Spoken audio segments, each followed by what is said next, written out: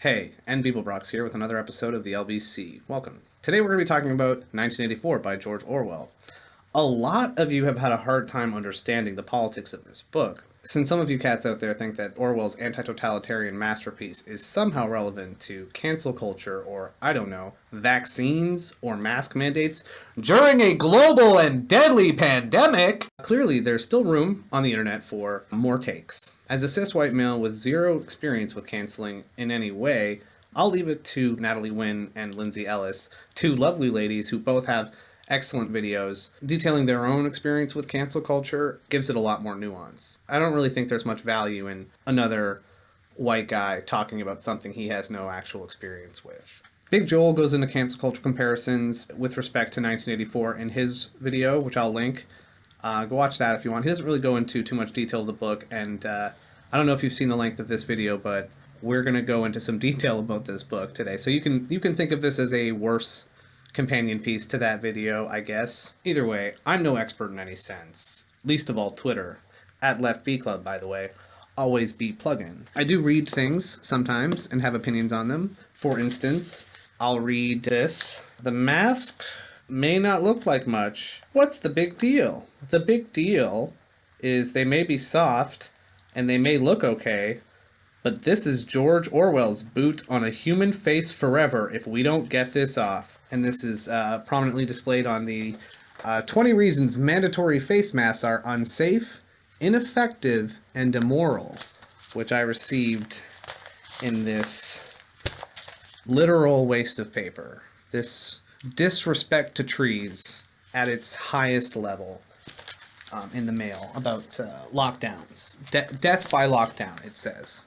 Fuck you. So when I read something like this, I generate opinions on them. And until someone stops me, I'm going to be sharing my political opinions on this channel. And if you ever want to see another one of these videos, please remember to hit the subscribe button. But before we start, let's discuss how we're going to attack this whole thing. First, we're going to discuss the author.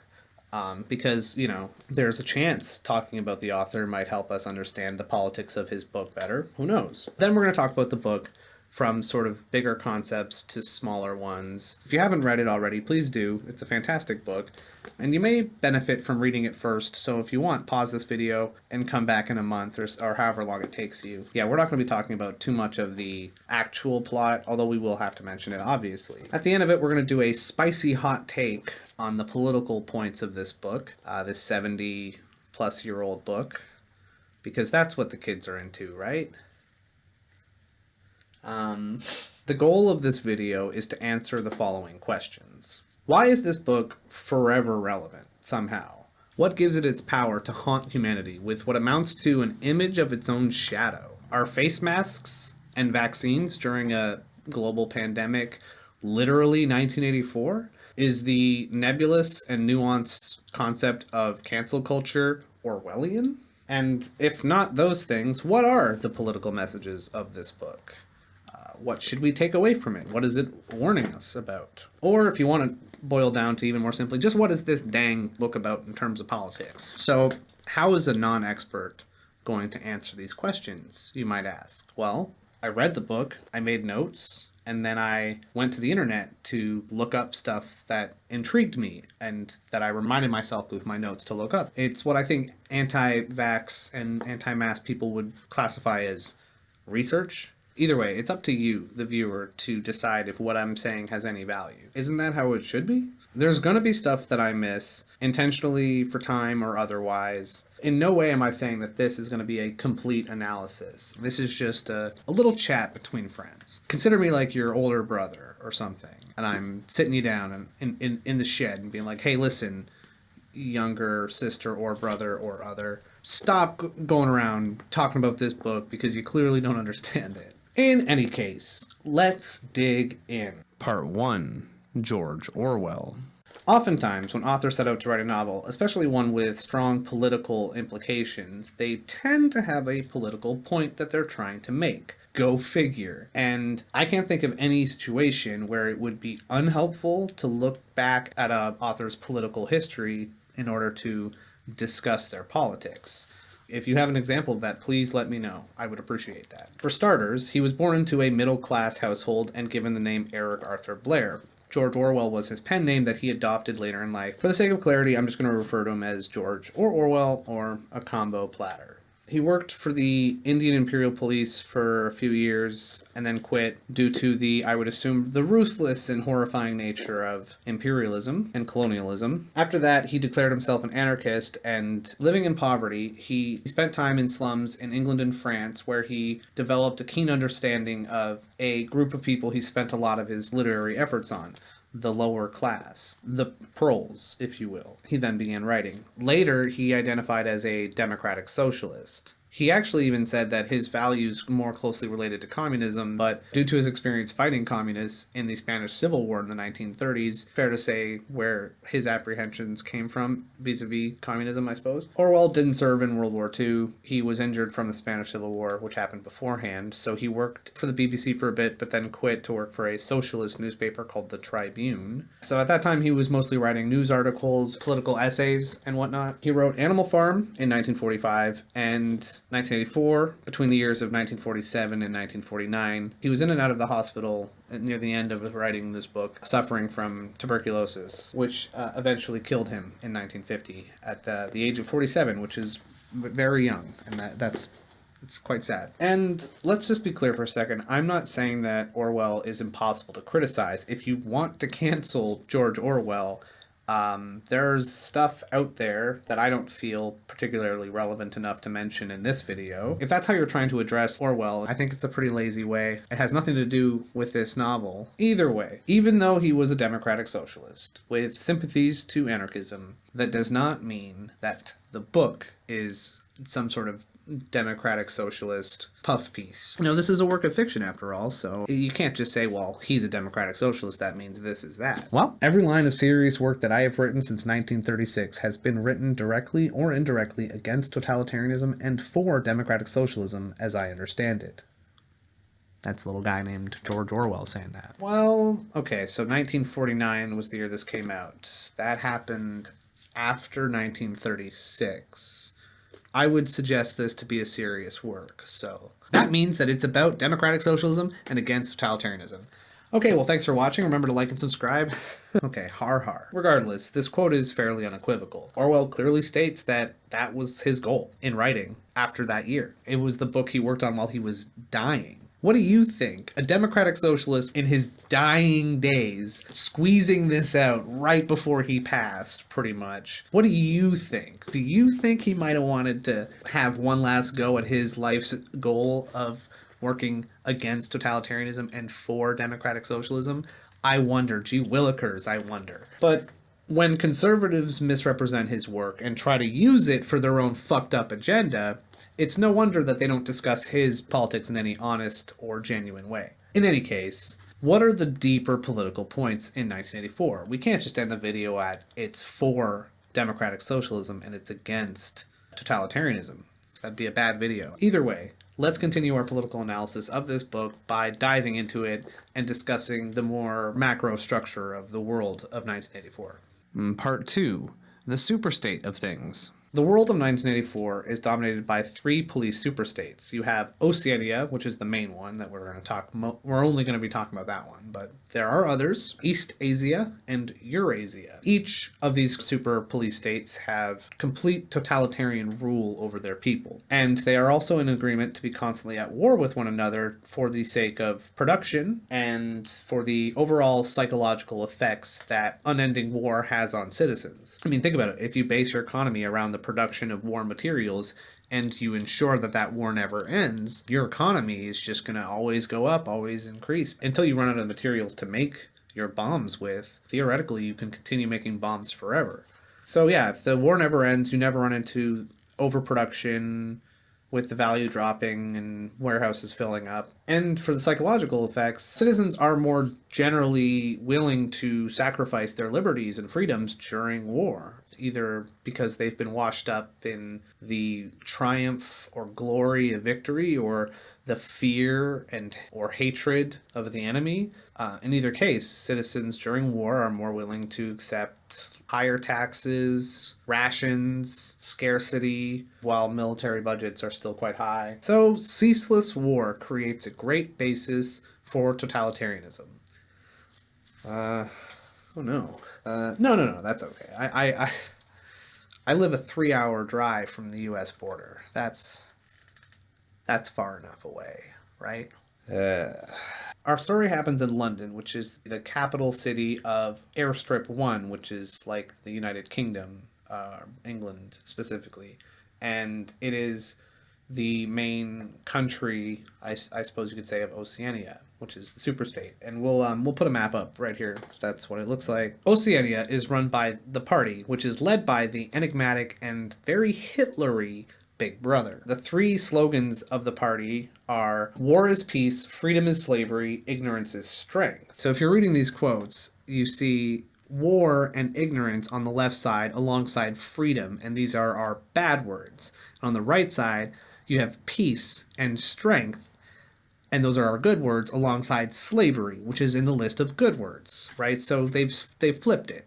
And they talk more about it in the book, but it's kind of the interesting basis of this totalitarian regime. If you want your freedom, that will require war and ignorance. But if you want peace and strength, that will require slavery. This intentional contradictory style flows into the organization of the society. You have the Ministry of War is called the Ministry of Peace. You have the Ministry of Propaganda is the Ministry of Truth. The only thing about the society that's really honestly named is the Thought Police. And I guess also the inner party and the outer party and the proles, those are pretty aptly named. The party also appears to have monopoly on industry in Oceania, with their state company being Victory. So you have Victory products, and they're described as being as low quality as possible while still technically fulfilling its purpose. So you can't say that oligarchical collectivism doesn't breed innovation. The three superstates have their own sort of amalgamation of races within them. What I mean by that is that in Oceania, there's different races in the society, but there is still the racist vilification of the foreigner, East Asian or Eurasian, with their state propaganda kind of describing their physical characteristics and whatnot. There is still diversity within the actual society of Oceania and in its power structure, which is actually how the Roman Empire was able to last so long. It never feels as though the colonized areas are being colonized because the people within that area are part of the leadership. So it's more inclusive. As long as it is worshiping Big Brother through INGSOC, English socialism, we'll talk about that later, through complete and direct totalitarianism, it doesn't matter who does what. The society of Oceania is split up into three groups of people. You have your upper ruling class, led by Big Brother, and that's the inner party. And then you have the middle class, the outer party, the lesser connected mental laborers of the party. And on the lower end, you have the proles, the proletariat. They're seen as inconsequential laborers. Every child that's born in Oceania is tested to determine its place in society. So I guess that means there's some social mobility, which props to them, I guess, but it is described in the text as being less mobility than in the early 1900s, which is a very low bar. But it also mentions that nobody from the proles ever gets moved up to the party, and very few outer party members ever get moved up into the inner party. So really that essentially means that there is no social mobility. So why test the proles if they're never going to move up? So that they can see which ones would have an ability to challenge their authority and then go in and take them out. Any prole that is considered to be a threat is vaporized. The rest of the proles that aren't threatening to the party are controlled via media and entertainment, news, and even a faked lottery. Don't contribute to the lottery, kids. Party members are constantly monitored by telescreens. Every sound that they make and every expression on their face in the light of day gets scrutinized by a member of the Thought Police. And they're looking for unorthodox behaviors, which we'll talk about in a bit. The telescreens also have a dual purpose of being a conduit for state propaganda. Pretty much all the time there's going to be like news, the world is great, we've got better yields than we've ever had, the economy's doing fantastic, your chocolate rations have been increased from 3 grams to 2 grams, you're welcome. It's not just the telescreens. Citizens are also forced to participate in a 2 minutes hate which is like a super propaganda thing every day for 2 minutes where they show either the East Asian racist depiction or the Eurasian racist depiction, depending on who they're at war with at the time. And they always have this guy, Emmanuel Goldstein, as the centerpiece of this hatred. He's the author of a political book within the book, and we're going to get into that in a bit as well. I know I keep saying that, and I promise we will, but it's a little early. But he wrote the book, The Theory and Practice of Oligarchical Collectivism, which is incredibly important to understanding this book. Goldstein is also the leader of the supposed Brotherhood, which is the only organization, aside from East Asia or Eurasia, that act in defiance of Big Brother or the party. They're like the rebellion in Star Wars. The rules and conditions for each member of society, depending on what group they belong to, is obviously going to be different. But basically how it seems to slice is that if you are a member of the inner party, the top, you get real food, you get a nicer house, more money, you're living in a more luxurious lifestyle, but it still isn't great. You know, you still have a telescreen, but you can turn it off. There could be better, even more well-connected, more powerful, more rich people, but that's just one member of the inner party that we get to see in the story, so that's how they describe him. And that's O'Brien. And then outer party members have kind of shittier conditions. They've got to live in more scarcity. The rations are more harsh. And then the proles are your absolute inconsequential laborers. The workforce, the working, Donald Trump's administration referred to them as cattle during the early parts of the pandemic, I believe. So that is how they see us. It splits up into the proles being 85% of the population, the inner party members being 13% of the population, and the inner party 2%. That's not relevant at all to today. The political ideologies of these three superstates are, in Eurasia, you have neo-Bolshevism, in East Asia, you have death worship, and in Oceania, you have English socialism, shortened to INGSOC. There are no written laws in Oceania, despite the fact that most behaviors are punishable by death. The true power of authority that the party uses to maintain control is through the monitoring and strict regulation of thought. Crime think is essentially the only crime, and that is described as to think anything that is unorthodox, while the concept of orthodox has been redefined to mean in line with INGSOC and Big Brother and the party. Citizens must instinctively react to any situation that they find themselves in the way that INGSOC, the party, or Big Brother would want them to. Yeah, and if anyone's ever caught being unorthodox, they are tortured and murdered. And there's no getting around that. And it's not just constant surveillance by the telescreens, though. Children in this society are also encouraged to spy on their parents, and family members are encouraged to spy on each other. And if you're getting Hitler Youth Nazi vibes, me too, thanks. The concepts of family and love are destroyed by this practice. There is only loyalty to Big Brother in this society. So how does the party control thought, though? Well, one of the most important ways beyond constant surveillance is through the strict curation of the language itself. Let's continue by having a little talk about Newspeak. And for those watching in the future, I apologize. I am double plus ungood in Newspeak. Part 3. Newspeak is INGSOC. The revolution will be complete when the language is perfect. Newspeak is INGSOC, and INGSOC is Newspeak. Newspeak is a language invented by Orwell for the purpose of the story of 1984.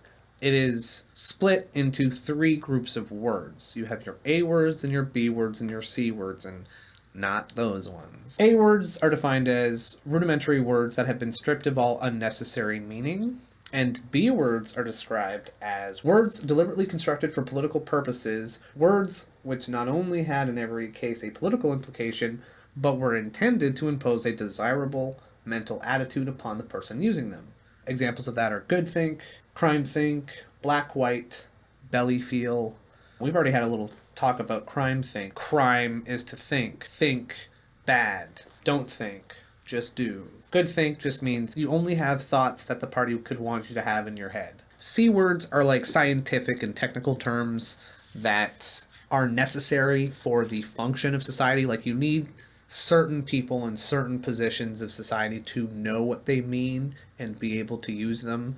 But it would be unhelpful to a totalitarian regime if too many other people understood those words. The best example that I can think of a word like this is the word prole feed. Now that is the idea that they feed the proles with whatever rubbish, news, entertainment, the lottery, to occupy them and distract them to keep them under control, which is the full definition of the word profit. So that would be undesirable. If too many party members realize that this process exists and that it works and that there's even a word for it in a society where there's not many words for things, they might start questioning their own place on that hierarchy and the conditions that they've been forced to endure. You might even say that a form of class consciousness could maybe even develop. So with this practice of keeping all the technical information isolated into the areas where the party deems it to belong, the process and concept of science completely eradicated. There's no more science. Ingsoc is enough for Oceania. They don't need science. That reminds me of something. What does that... Anyways. A person growing up with Newspeak as his sole language would no more know that equal had once had the secondary meaning of politically equal, or that free had once meant intellectually free, than, for instance, a person who had never heard of chess would be aware of the secondary meanings attached to queen and rook. Crimes are nameless and therefore unimaginable. But the effect of splitting up these words and designing the language so rigidly has a much deeper impact than on class consciousness. The target here is consciousness itself. The whole aim of Newspeak is to narrow the range of thought. In the end, we shall make thought crime literally impossible, because there will be no words in which to express it. Every concept that can ever be needed will be expressed by exactly one word with its meaning rigidly defined and all its subsidiary meanings rubbed out and forgotten. Every year, fewer and fewer words, and the range of consciousness always a little smaller. Even now, there's no reason or excuse for committing thought crime. It's merely a question of self-discipline, reality control. But in the end, there won't be any need even for that. The revolution will be complete when the language is perfect. Newspeak is Ingsoc, and Ingsoc is Newspeak. Simply put, Newspeak exists to abolish human thought. It is the weaponization of language for the totalitarian control over humanity. The only, fully fleshed out translation that we get in the text, as far as I can see, is through the translation of Old Thinkers Unbellyfeel Ingsoc, which is Newspeak for those whose ideas were formed before the revolution cannot have full emotional understanding of the principles of English socialism. All concepts regarding liberty and equality are contained in the word crime think. I'll let you digest that one. The party has such a high degree of control that there is no more need for laws. All crimes are crimes of the mind. Crime thing. We've already talked about that, but let's look at another B word that shows how the words are being used to manipulate people into a certain ideological perception of reality, I guess is kind of the best way I can put it. The word good sex, and I guess sex crime. Those are the two words we're going to be looking at here that specifically manipulate the users of Newspeak. So the word good sex basically means chastity. Don't have sex. Good sex means don't do it. And sex crime means any sex in which it is not for the specific sake of procreation and or when a woman feels pleasure. So the only sex is between a man and a woman in this world. They discuss homosexuality a little bit, but it's barely brushed upon. So sorry, the gays. Orwell was not your biggest fan. So the way marriage works in this world is it's only between a man and a woman, and you have to prove to some sort of weird committee that there is no sexual or romantic chemistry between you and the person you want to marry before they will let you marry them. And then you have to have kids. Otherwise, you're a criminal because you're having sex without having kids. And your kids are trained to spy on you and turn you in. So life was not good in this book. This severs the bonds of love and family and makes it much easier to replace them with Big Brother when the only people who are in your family are people that you should never have been in a family with. And so Big Brother is this light, this guiding light. The intention was to make speech, and especially speech on any subject not ideologically neutral, as nearly as possible independent of consciousness. This quote is the essence of the B word duckspeak, which is another one that we need to get into because it's kind of neat. They want there to be no words that can be used against them, all the while citizens who are using their language subconsciously select the correct, appropriate response without thinking about it. Duck speak, it's a person who just regurgitates things. Ducks don't ask, why quack? They just quack. It's like a psychologically performed lobotomy.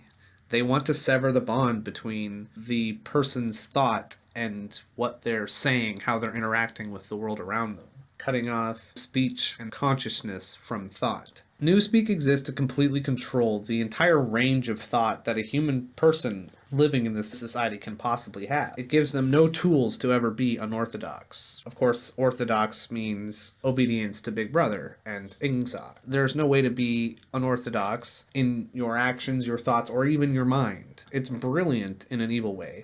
Like, let's say you want to make sure that I never have pizza again, so you go into my brain and erase every concept of that, even my knowledge that that word exists. There's no way I could ever possibly ask for pizza if I don't know what it is. Waiter, give me a round disc of dough, and then put some blended up tomatoes on it, but leave a little bit on the rim empty with it. And then I want you to put some cheese, and then some pepperonis, and then some more cheese, and then put it in a very hot oven, please. Waiter's like, what the fuck? Just order pizza. Jesus Christ. And in the same way that I wouldn't know what pizza is, a citizen of Oceania doesn't know what democracy or equality or freedom or liberty or justice or fair treatment is. Because they have no idea what those things are. They don't have words for those anymore. Concepts like freedom and democracy have been effectively vaporized by the time 1984 rolls around in the story. Within 20 years at the most, the huge and simple question, was life better before the revolution than it is now,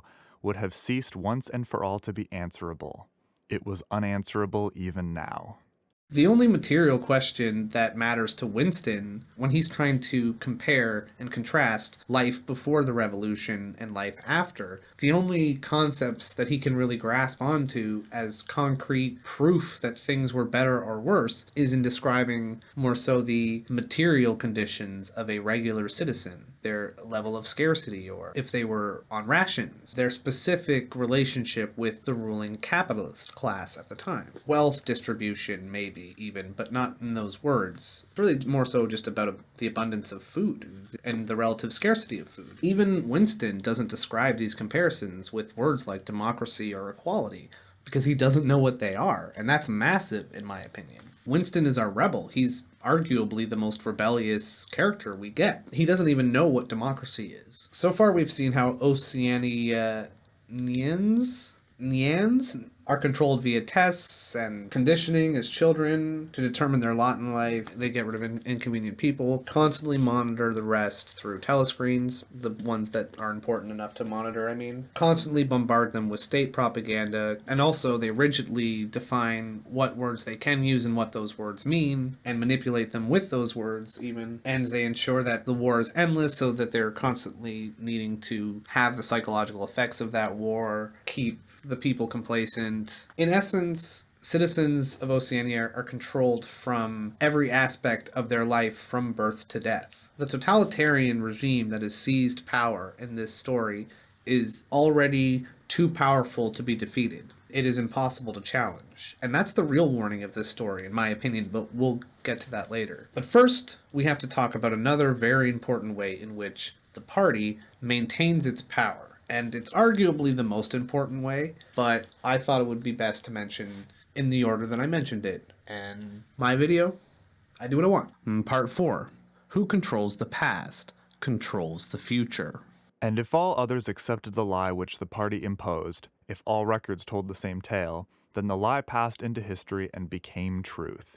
Who controls the past, ran the party slogan, controls the future. Who controls the present, controls the past. And yet the past, though alterable, never had been altered. All that was needed was an unending series of victories over your own memory. Reality control, they called it. In newspeak, doublethink. If language and surveillance are the more important ways in which the party controls Oceania, then you have to talk about the complete monopoly the party has on the past, the historical record, objective reality, even. Let's have a look at this quote to kind of explain what I mean by that. Cut off from contact with the outer world and with the past, the citizen of Oceania is like a man in interstellar space, who has no way of knowing which direction is up and which is down. The rulers of such a state are absolute. They are obliged to prevent their followers from starving to death in numbers large enough to be inconvenient, and they are obliged to remain at the same low level of military technique as their rivals. But once that minimum is achieved, they can twist reality into whatever shape they choose. History has stopped. Nothing exists except as an endless present in which the party is always right. The past is falsified, but it would never be possible to prove it.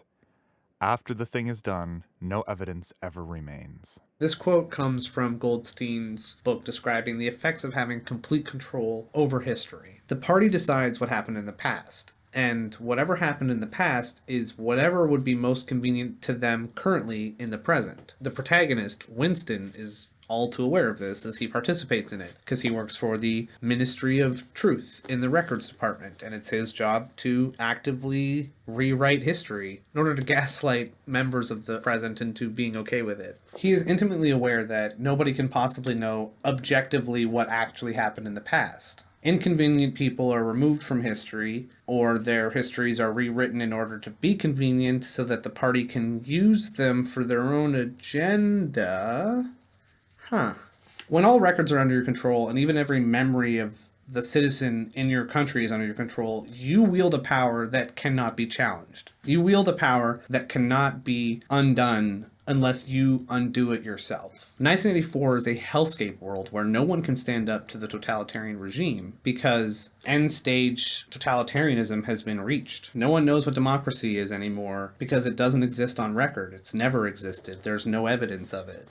The citizens who are forced to live in scarcity and misery have no frame of reference to compare to, because anything that ever happened in the past, according to the historical record, is whatever the present needs it to say in order for the present to be ideal. There's no way to know the true history of humanity anymore. History is therefore forever frozen in time, sealed in a glass ball, but instead of coral, we have the image of a boot stamping on a human face. Forever. Powerful imagery when used appropriately. With no words to think of a revolution, Winston is the most rebellious character we get, arguably. What makes Winston so special is that he's the only character we get aside from O'Brien who fully understands the magnitude of having a complete monopoly over history. Winston is aware of the falsification because he's tasked with doing it in the records department. At one point, he gets some evidence of people who had been vaporized, so according to the party, these people have never existed, but he had photographs of them doing that existing thing. He contemplated showing it to people, but even then he knew the party has such a power that anything that the party says is true must be true, and using doublethink, you can accept something that you formerly knew to be true as false, because that's what the party needs you to accept. If presented with the proof of these people existing, anyone who would see it would say, well, the party says they never existed, so that must be lie, that must be falsified, it must be, dare I say, fake news? Doublethink means the power of holding two contradictory beliefs in one's mind simultaneously and accepting both of them. The party intellectual knows which direction his memories must be altered. He therefore knows that he is playing tricks with reality. But by the exercise of doublethink, he also satisfies himself that the reality is not violated. The process has to be conscious or it would not be carried out with sufficient precision, but it also has to be unconscious or it would bring with it a feeling of falsity and hence of guilt.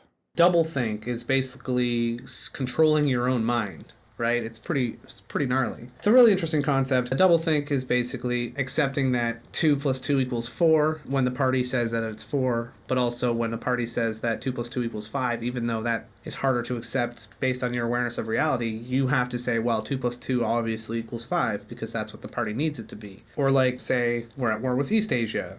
We've always been at war with East Asia. You say, okay, we're at war with East Asia, and we've always been at war with East Asia. But then the party says, we're at war with Eurasia, and we've always been at war with Eurasia. You say, okay, we're at war with Eurasia, And we've always been at war with Eurasia. It's a tool for each citizen to control themselves, to have two minds that accept and deny, seemingly at random. It's kind of like an internalized form of slavery, in a way. So the party controls every aspect of reality, down to even the individual's perception of it, with historical record, with mind conditioning, with all sorts of control that they've got, that we've talked about already. Each citizen is conditioned from birth, except for the old thinkers, but they'll be gone soon enough, to be completely obedient and in line with Ingsoc and to Big Brother. And Ingsoc is an ideology that is riddled with contradiction, so it requires the tool of doublethink to properly use and apply. In a way, the concept of reality or objective truth is just redefined as whatever Ingsoc or Big Brother or the party, the ruling party, needs to be true. That's what objective truth means now in 1984. Yikes. And with no historical record to hold up and say, hey, listen, Jack, that's not how things are. Things were better before, so what you're doing is wrong. You can't do that. Everything that you would hold up would say, well, things are great now, thanks. What? Because the records are constantly edited to make the rulers always right at the end of the day. Winston never stood a chance, and that's the really scary part about this story. When I think about it, he's alone pretty much in knowing just how well and truly fucked everyone is. He knows that there's no ability now for anyone to know anything true anymore. There is no resistance against a ruling class that wields this much power. Humanity is enslaved forever. And he knows that he's a member of a dying species, the old thinkers. Soon they'll all have been wiped out, and there'll only be people who can perceive reality and participate in it through an ideology that enslaves them. If there was hope, it must lie in the proles. But the proles, if only they could somehow become conscious of their own strength, would have no need to conspire.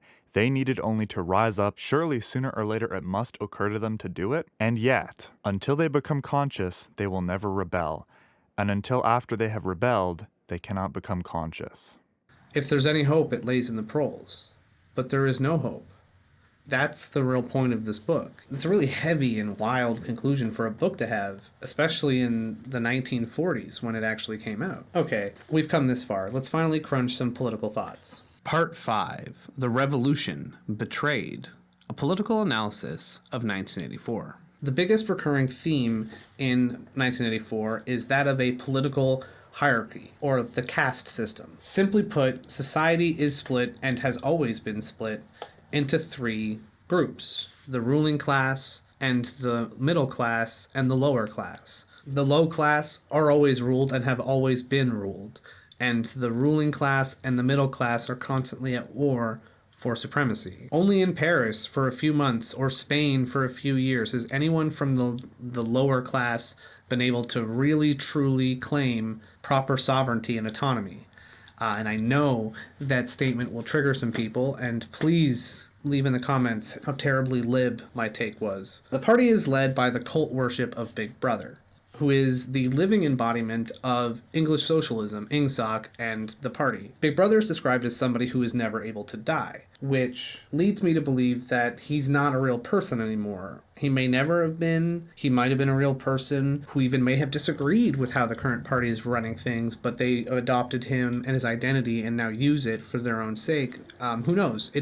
In practice, it doesn't matter. What matters is they have Big Brother, and they will always have Big Brother. Big Brother exists as a Hitler proxy, or maybe perhaps a Stalin proxy. Hitler 2.0. Now with rats, though two of the ideologies in 1984 have names that reference collectivized economic political ideologies in the names of Bolshevism and socialism. In practice, the actual political ideology that dominates ostensibly the whole planet, but as far as we know, only Oceania, I believe, and that's oligarchical collectivism. The older kind of socialist, who had been trained to fight against something called class privilege, assumed that what is not hereditary cannot be permanent. He did not see that the continuity of an oligarchy need not be physical, nor did he pause to reflect that hereditary aristocracies have always been short-lived, whereas adoptive organizations such as the Catholic Church have sometimes lasted for hundreds or thousands of years. The essence of oligarchical rule is not father-to-son inheritance, but the persistence of a certain worldview and a certain way of life imposed by the dead upon the living. A ruling group is a ruling group so long as it can nominate its successors. The party is not concerned with perpetuating its blood, but with perpetuating itself. An oligarchy is when a small group of privileged elite own a larger share of authority and influence over policy. They own the means of production, they own the land, they're the landlords, and a collectivized, a planned economy where everything is owned by everyone. So it either just is a complete contradiction, like is known to happen in this book, or it is perhaps collectivization of the oligarchies. So they adopted the principles of collectivization, but only amongst the ruling class so that they can forever dominate and win the battle between upper class and middle class forever and never lose that struggle, which is basically the whole point of this book. The book explains oligarchical collectivism like this. The only secure basis for oligarchy is collectivism. Wealth and privilege are most easily defended when they are possessed jointly.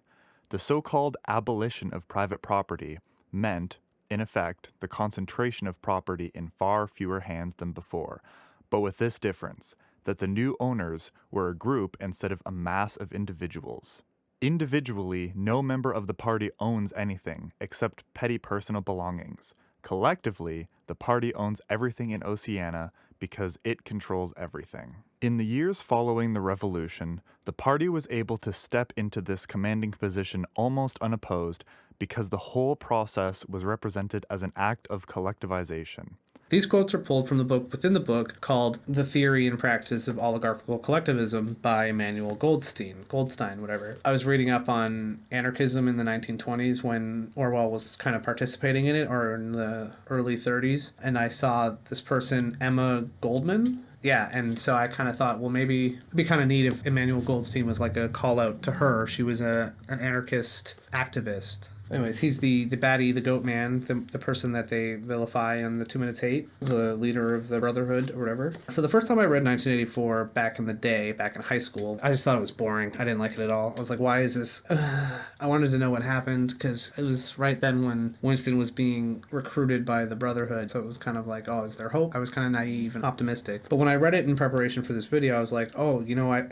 The way this writing works, it kind of reminds me of the Communist Manifesto because it describes society and its history in more generic terms to show a pattern of rule, a pattern of the working class being ruled, and a pattern of not having power for many, many people in those groups. But then the book veers off and starts directly discussing Nazi Germany and Soviet Russia. So that's a divergent point in the Communist Manifesto because it was written in the 1840s before these things had happened. But I was kind of wrong. When I was doing more research, I saw that the book was actually a reference to The Revolution Betrayed, What is the Soviet Union and Where is it Going by Leon Trotsky, which is a massively critical piece on Soviet Russia or Stalinist communism, Stalinism you might even say, written by a person who was a member of that revolution, the communist revolution, and then later went on to be exiled from that country and then be critical of it in the form of this book. So it's kind of like a Leon Trotsky proxy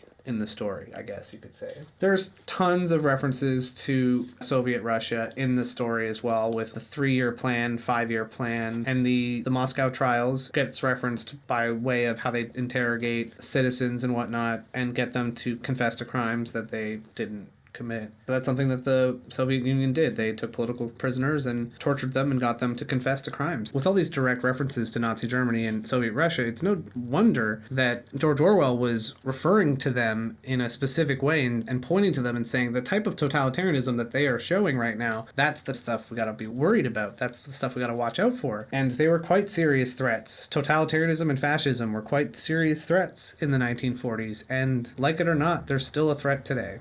A collectivized oligarchy is seen as a bad thing, something that we should avoid. And by focusing on oligarchical collectivism, which is kind of a thing that doesn't really exist, arguably, Orwell goes a step beyond criticizing socialism or capitalism or communism, anything. Essentialize, you boil it down, and what you have is it's not totalitarianism under socialism is bad. It's not totalitarianism under communism is bad. And it's not even saying totalitarianism under capitalism is bad. It's saying totalitarianism is bad. But to me, he's also saying that oligarchies are bad because through them collectivizing, all freedom has been destroyed forever. That's like the biggest threat, basically. It's saying the people who can wield that much power can unfortunately manipulate the situation into them gaining more and more power until they can never not have that power. If the oligarchies are bad, he's almost saying that collectivization is then being tainted or betrayed even. The party wasn't corrupted by collectivism. Instead, it used collectivism to establish a permanent oligarchy.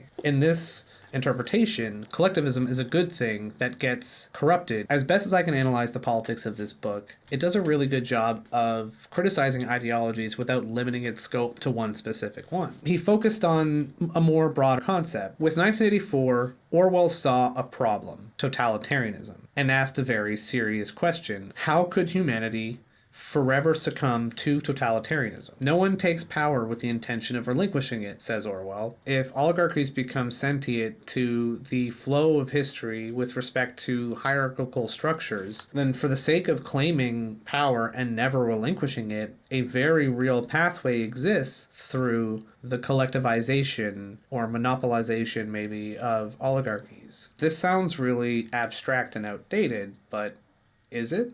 Is this still relevant to today? Has it ever been relevant? Oligarchical collectivism? I've never heard of that. With corporate influence on politics and the establishment of super corporations that are too big to fail, the monopolization of industry into fewer and fewer hands, as well as the complete domination the wealthy elite seem to have over political discourse, news corporations, as well as the platforms where we communicate with each other. If we don't live in a world already with oligarchical collectivism, then we soon will.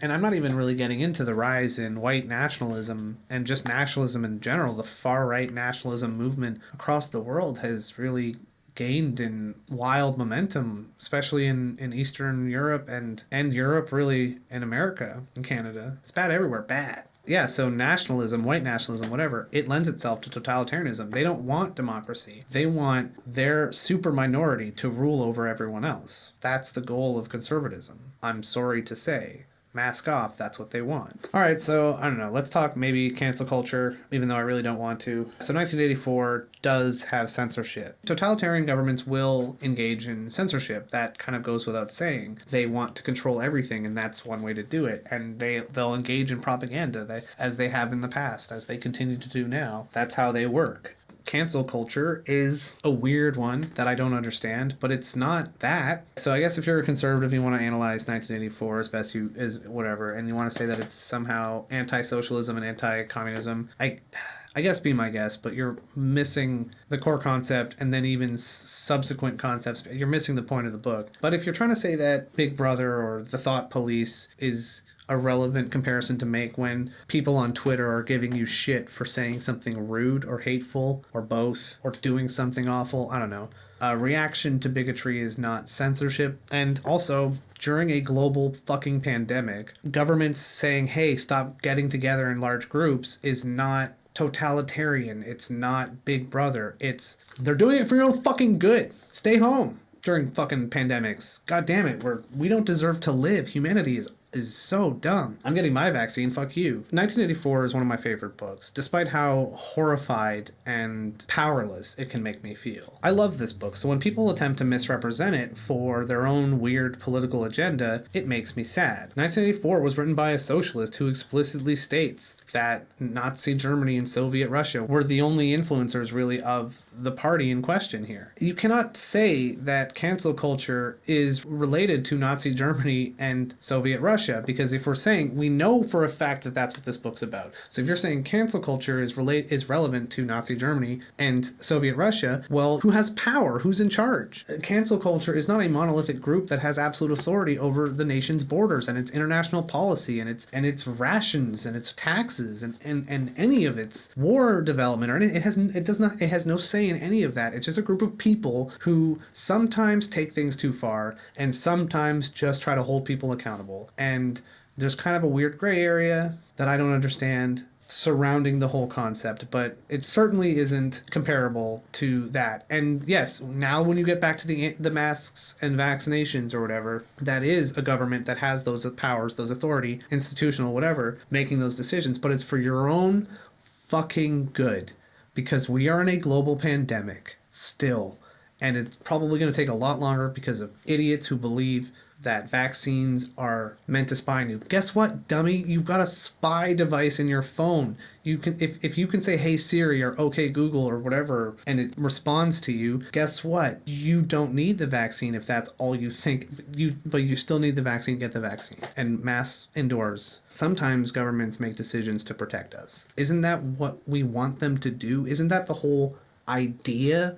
The whole concept of having a government is to have a thing that can protect everyone in that border in a way that each individual can't by themselves. Isn't that kind of the whole agreement, the contract we come into in society, that we come together, live together, die alone, right? Or whatever, lost. It's just so disrespectful to Orwell and the book specifically when you try to make these weird comparisons without analyzing the structure of power, because it's disrespectful to the author's intention, but also logic itself, because if you read the book, it's not hard to discern that's what it's about, that's what it's talking about. And when you start twisting it to mean the opposite of that, screw you, stop doing that, please stop doing that. But you won't stop doing that, because it's what you do, it's what you know. So basically, if you think the label of the Thought Police or Big Brother can be labeled on anyone aside from those who have power, then you have completely missed the point of this book. And you should read it again.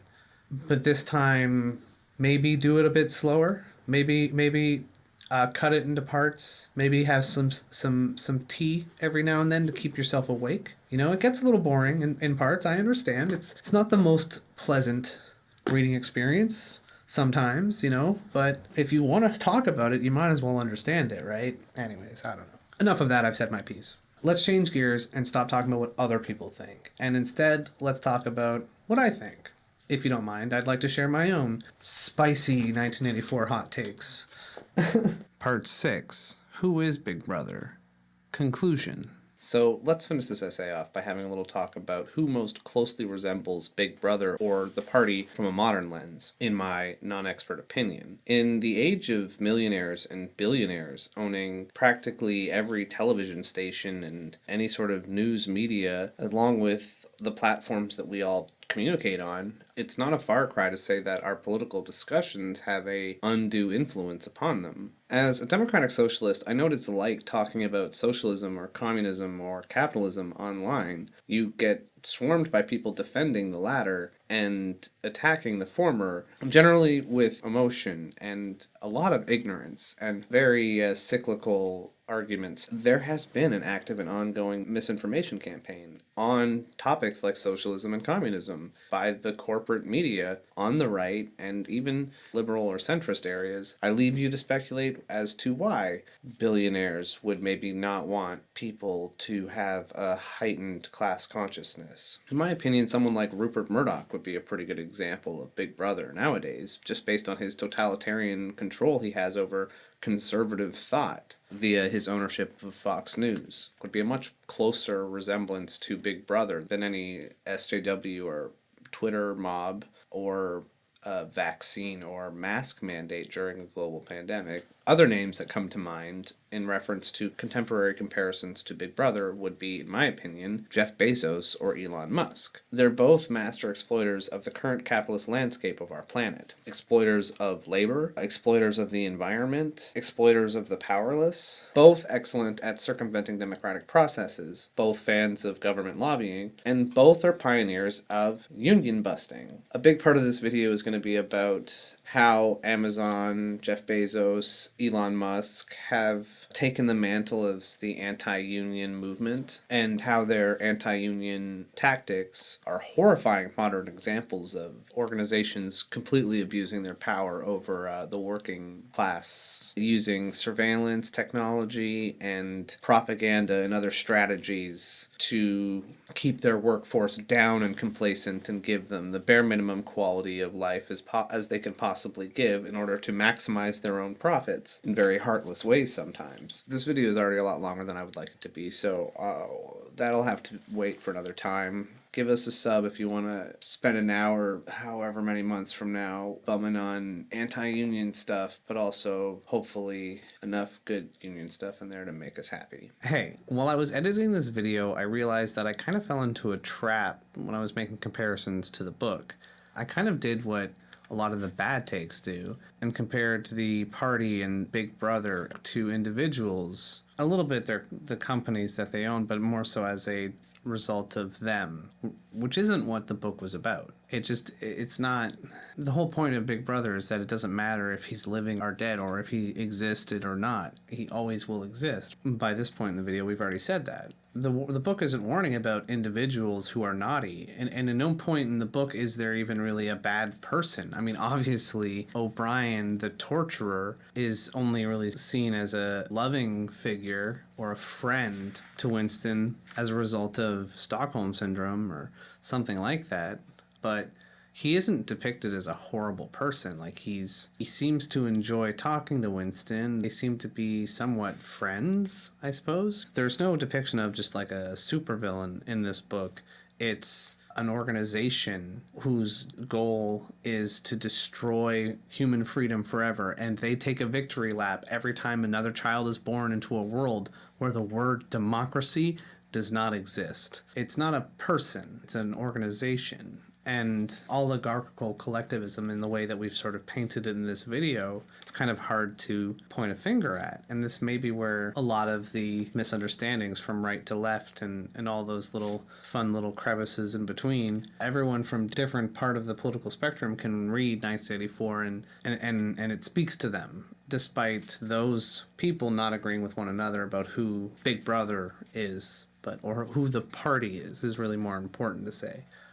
So that's when I thought that it would be a good idea to maybe just make a list of organizations, be it governments or private corporations or any other type of institution that positions themselves, regardless of whatever philanthropic endeavors the people at the top may embark upon, if the organizations themselves put themselves like in a position opposed to human freedom. Trying to even think of where to start a list like that was kind of a daunting and depressing task. It would be a lot more efficient to make a list of governments or corporations that aren't shit, you know? That's somewhat alarming that there are so many corporations, organizations, institutions, and private individuals that position themselves against the truth and against freedom. And I would describe any sort of modern comparison to the party the most appropriate if it is any group or organization, political party or government in any way, corporation, business, whatever, that places itself against all humans. What does it mean to be against all humans? Well, it means supporting or actively or passively contributing to or benefiting from a system that favors some over others based on a flawed equivalence system. A system that puts people into classes and then systematically worsens those conditions at the lower classes in order to sustain the opulent and luxurious lifestyle that the few at the top may be able to enjoy, robbing massive oceans of people of only what is necessary and sufficient so that a very small, select, privileged few can enjoy unnecessary excess. Those who feed the beast of inequality and greed, actively or passively. And by beast of inequality, of course I mean the messy network that is known as global capitalism. Another argument that I was seeing a lot out there in terms of comparisons to Big Brother or the party on the internet, the webosphere, the World Wide Web, was comparing government regulation to oppressive totalitarianism. It's a little goofy. I don't agree with that. I don't really want to crack open the nutshell of that argument too much because I don't want to kind of go down the libertarian path. I'd like to respond to that comparison by making the following argument. Less regulation is more totalitarian. Okay, let's defend that.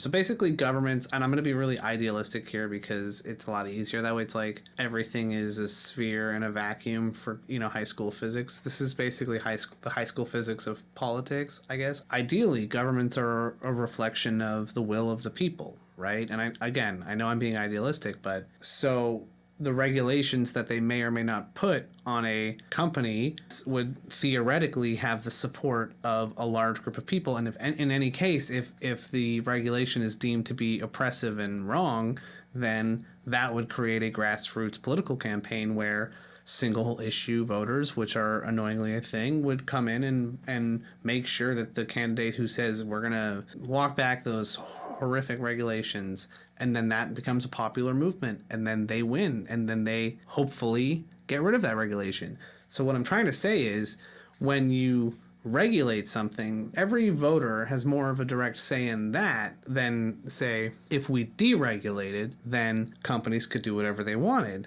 And then a regular person would have no say in what that company's doing unless they, I don't know, joined a political movement that promised to regulate said industry or said practice. The less accountability that major polluters have, that's not going to help pollution. That's just an example, but it's a very alarming one. That's a problem that we still currently have. So people making comparisons from the party or Big Brother to government regulation, it really depends on what the regulation is. Like if it's a super totalitarian regulation, that's possible. But if it's saying, hey, you can't spill oil into the ocean anymore, otherwise we'll make you pay, that's not totalitarian. I like that, and I would vote for that. And I don't think you can like and want to vote for things that are totalitarian unless you're a horrible person. You might be saying, well, it's a free market, baby. Like Jeff Bezos doesn't have to save climate change. It's not his responsibility. He's just a private entity making his money. That's just the way the world works. And my response to that is, you're right. There is no obligation for someone insanely wealthy like Jeff Bezos or Elon Musk or anyone else to do anything more than the bare minimum of philanthropy that they do at this point. Not paying taxes or at times even taking advantage of subsidies. So in effect, being paid by taxes to a certain degree because they're job creators, not poverty exploiters. That's not the word. It's job creator. That's the word. You're right. They don't have any obligation to help stop climate change from boiling us alive on this anomaly that is planet Earth. And yeah, you're right. They don't. And may I say congratulations on taking your first step towards class consciousness.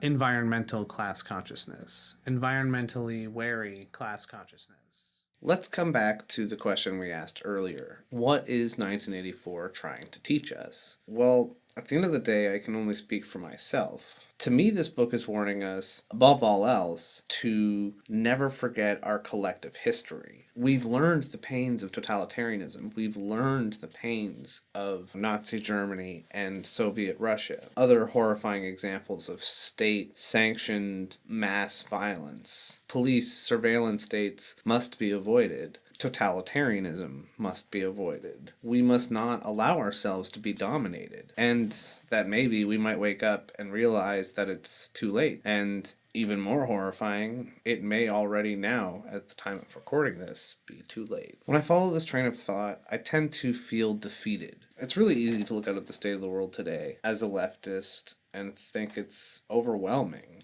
that it's futile to even try because we're so well and truly doomed and we should just enjoy what little time we have left. But that line of thinking really more helps the Jeff Bezoses and the Elon Musks of the world. So when I want to lift myself up from that, I like to consider the following quote: "Do your own bit of saving, and if you drown, at least die knowing you were headed for shore."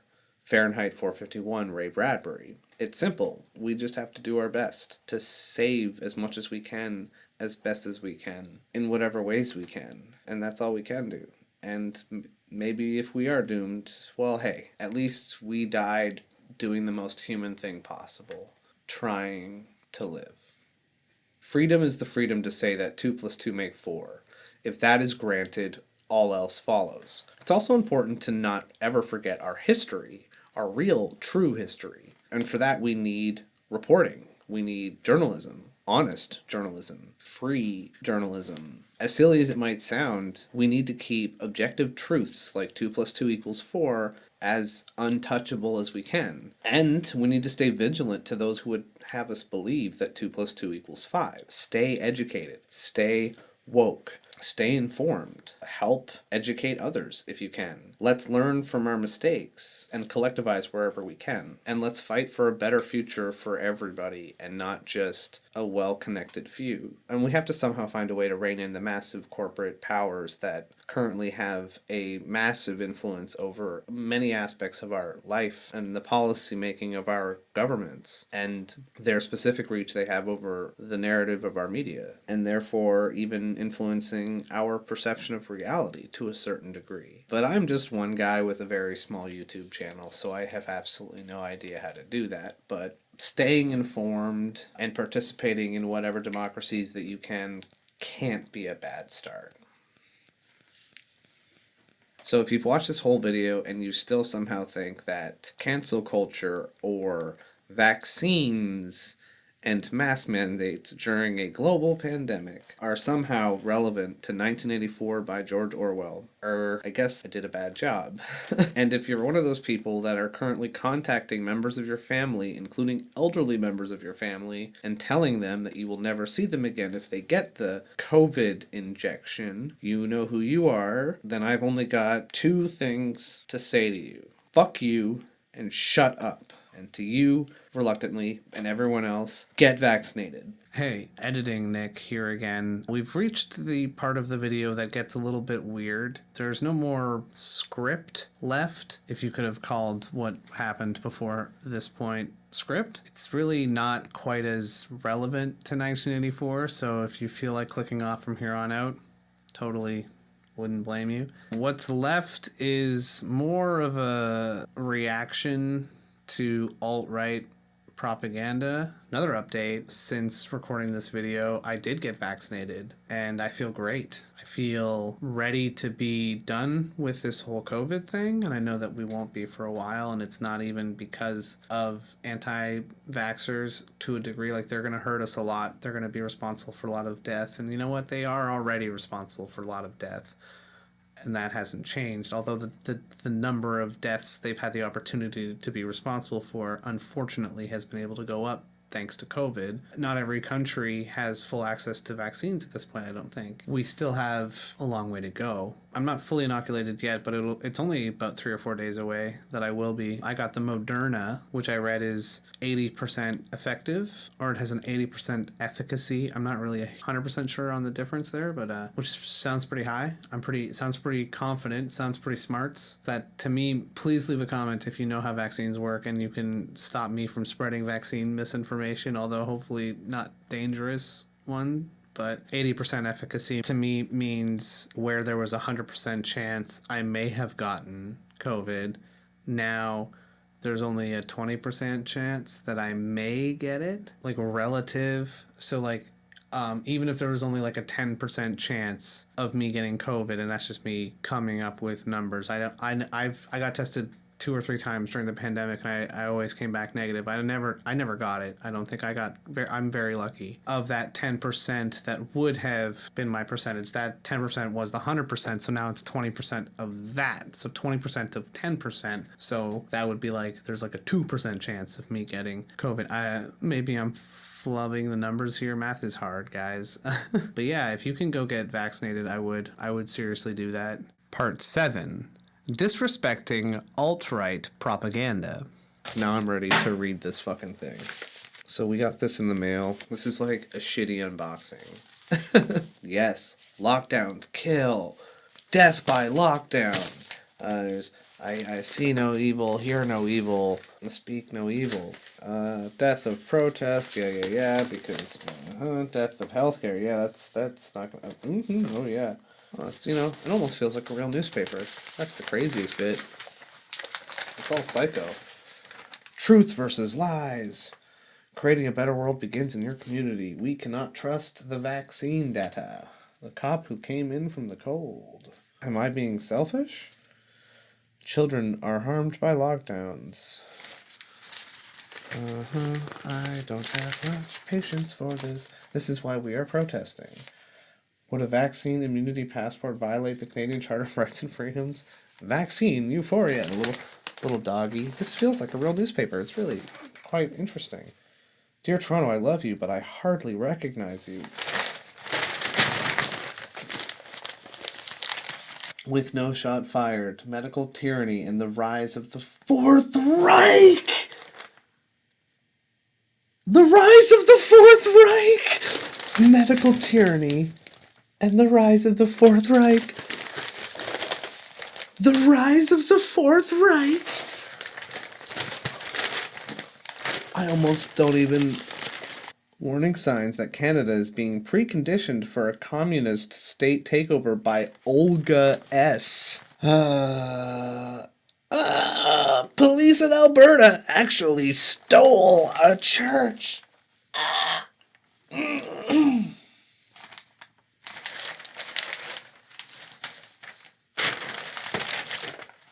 Dear Abuse Denier. Captivating headline. When an organism injures another, there is abuse. One who suffers from sustained and repeated lockdowns is a victim of abuse. God, they really have to be victims, don't they? It's amazing how quickly their selfishness becomes victimization. They only care about themselves, so when they can't do what they want, they're experiencing abuse. Holy shit. I mean, the Fourth Reich, that has to be the most audacious claim in this piece of filth, trash, garbage. The Fourth Reich. Let's finish this strong, I guess. So we got in the mail, it came like this stupid piece of shit. Fourth Reich. It's not funny. It's not funny. It just really isn't funny. It's so sad. These people have a mental health problem, and or are trapped in a cult, and this is sad. I should feel sad, but this is about tyranny versus freedom. Tyranny. Oh yeah, this leaflet, they're comparing themselves to a civil rights movement. So like all great freedom movements, we are starting in the 5% minority. Just as people of African descent were ostracized for fear that they spread diseases, now such unscientific bigotry has been extended to the human being. This is fucking just trash, filth, garbage. Okay. But here's the pièce de résistance. The perfect, the cherry on top of this filth. So we have Mona Lisa, the mask. You see that? Yeah. Pretty stupid. I don't get it. It's very stupid. Like, oh, you can't see her smirk. Who says masks are going to be around for forever? It's just while the pandemic is on. We're going to go and rewrite history with masks? How you're obsessed. These people are so obsessed with masks that they think that we're this obsessed with masks. We are just wearing them as a necessity for self-protection and for the protection of our communities. Holy shit. But anyways, this thing starts off so strong. 20 reasons mandatory face masks are unsafe, ineffective, and immoral, is what this paper says. And it starts off just banging right off the gates. The masks may look like they are not much. What's the big deal? The big deal is they may be soft, and they may look okay, but this is George Orwell's boot on a human face forever if we don't get this off. I am not making that quote up. Can you see it? Can you see bits of it? Let's get to the George Orwell bit. Can I see George Orwell bits right there, I think. Yeah, this is a real thing. Virtue signaling. Oh, it's totalitarian. If you look at the history of totalitarian regimes, they all do the same thing, which is they try to crush culture and crush any evidence of self-expression. Explains Robert F. Kennedy Jr. in an interview regarding face masks. And what is the ultimate vector for self-expression? It is your facial expressions. Yet, we've all been told to put on the burqa and be obedient. Oh, okay, so basically Robert F. Kennedy Jr. is a racist. Cool. Dope. Anyway, so it's a bunch of trash. Bunch of garbage. I'm gonna keep this one because it's funny. The trees that were wasted by this. I'm sorry that this had to be your life. And thank you for your sacrifice so we may burn an effigy of this tomfoolery. Goodbye. Death by lockdowns.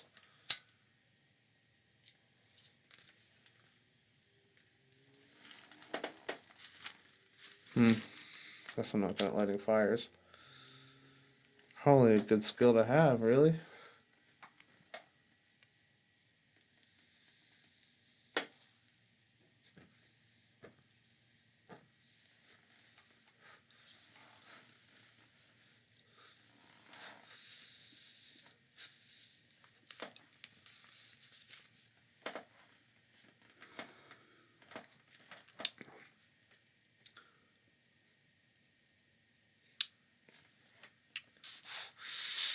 Like, the Spanish flu happened in 1918. George Orwell wrote 1984 in the 40s. He knew that face masks have happened before, man. He knew that. So, like, he knew face mask mandates and shit happened before, man. So, like, why didn't he warn us, bro? Like, what the fuck? Seems kind of like a dick move, right? I wonder how long I can hold on to this before it gets dangerous.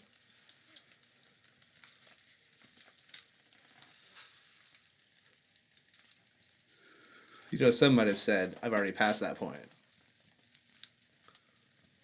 And I'm just tempting fate, really.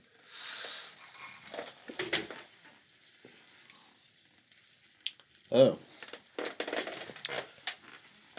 Still burning. Well.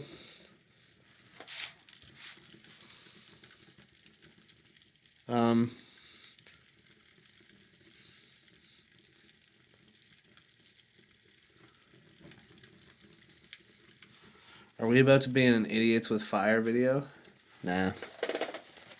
Also,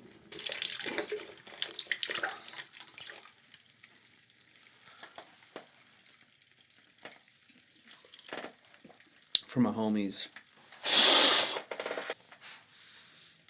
So anyways, thank you for staying with me this long and hanging out with me while I talk about this fantastic book. And hopefully you'll join me again on another topic that may or may not be about unions or capitalism or something entirely different. Because why not? But yeah, that's the video. For those who stayed the whole time, thank you for watching. Hope to see you again soon. For the LBC, I'm Beeblebrox signing off. And as always, workers of the world unite.